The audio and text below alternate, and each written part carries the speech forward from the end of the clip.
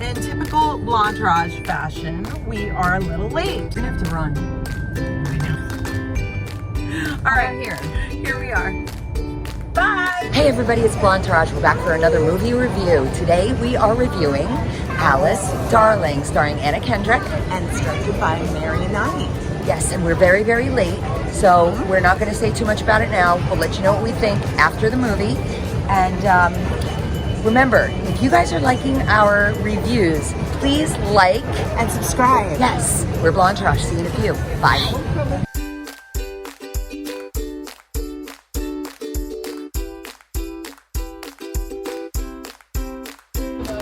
What theater? 18.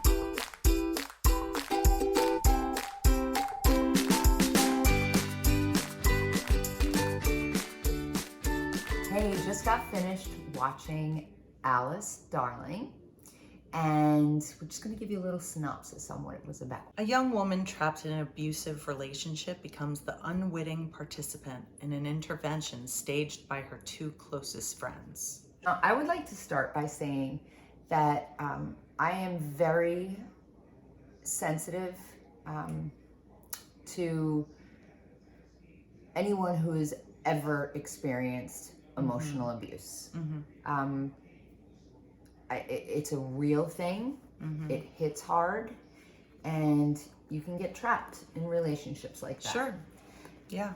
I don't feel that this film did the best job with capturing the true emotional abuse that she was going through. I felt like it was after the fact.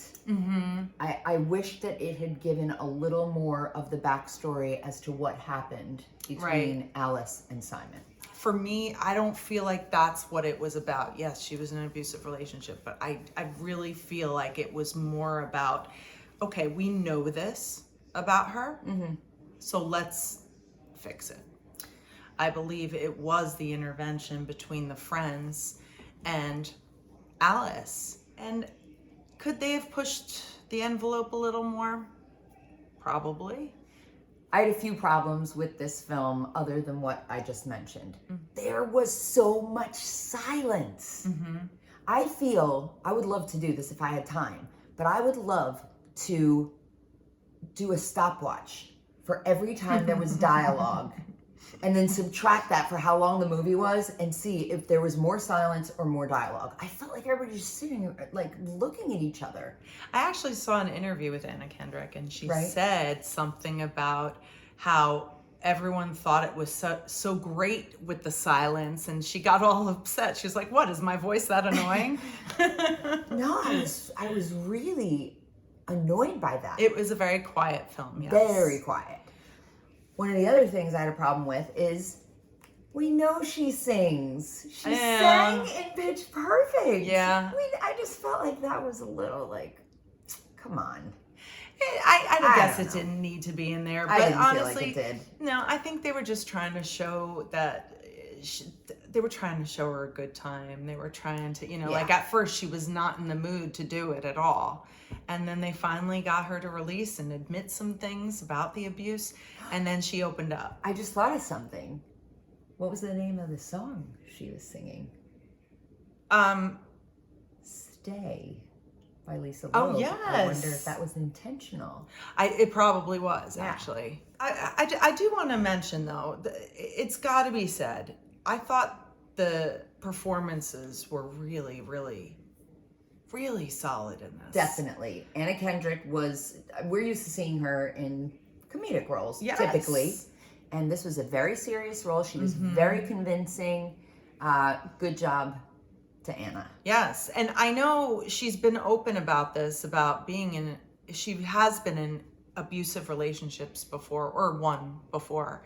And, so I'm sure it was very tough for her to go there, but it also helped her get to where she needed to be.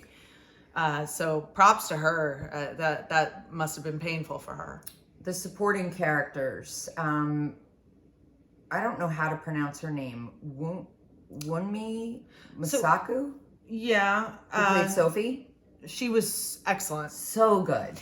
And I loved how there was the Anna Kendrick character, Alice, how she's very defensive. Then you have what was the other one? Tess, I think was her name. Tess was played by... I don't know how to pronounce her name either. Woo. Try it.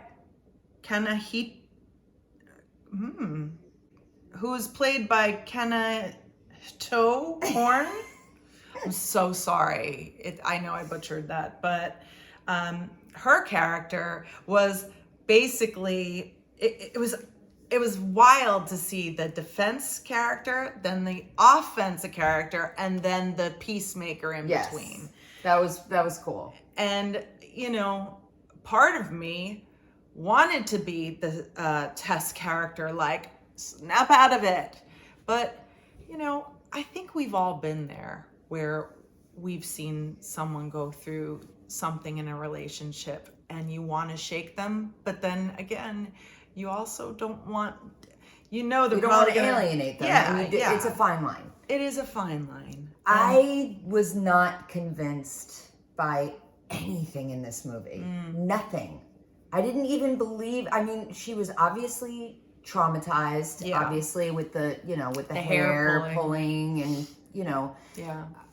she obviously has been traumatized. But I wanted to know more about it. Why? What happened? I felt that it left so many things unanswered. Yeah. The missing girl, what was her name? Andrea? I can't even remember. I don't even know. What was the point of that? Yeah, I think there was probably a metaphor in there somewhere, but I would have wanted to know more about. I kept thinking, when are they going to talk about, okay, they found her. When are we going to know what happened to her? Right. I don't know. The last scene when he comes to take her back home and the friends bust out his back window, I just don't see that, just so unrealistic. Well, Would you do that for one of your friends? Think about it. I do it for you. I know you would do it for me. And I would do it for you too. There are certain friends I would do it for. I think I would. I don't think, I would think that I would call the police before I would go take it into my own hands and bash out somebody's back window. One thing that I really loved was, I know you hated the busting out of the window. Yeah. But that scene where the friend said, she said no because she couldn't speak up for herself. Yeah. Because I feel like I would do that for somebody, And Right. that to me was realistic. But, and I loved that. I loved that the friends went to bat for her because she couldn't do it for herself. I really wanted to like it. I thought it was boring. I thought it was slow. Yeah. The sex scene, that was weird. That was odd. That was the only thing I could think of, is that she was trying to release all this pain in that way. Yeah. And it's hard to talk about that. I know. I don't know. It was, I didn't love it. It definitely, it wasn't a perfect film. No. I think it was misleading. I think the trailer was misleading. Yes. I think, we thought there would be more with.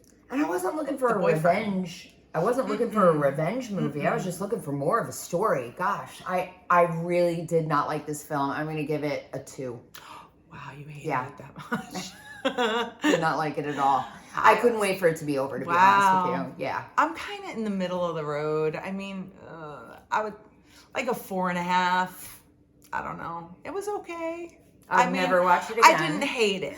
We are Blondetourage. Thank you so much for watching our review, and we will see you next time. Remember, like and subscribe. See ya. Bye. You may see yourself in this movie. You may see somebody you love in this movie. Just know that there is help out there.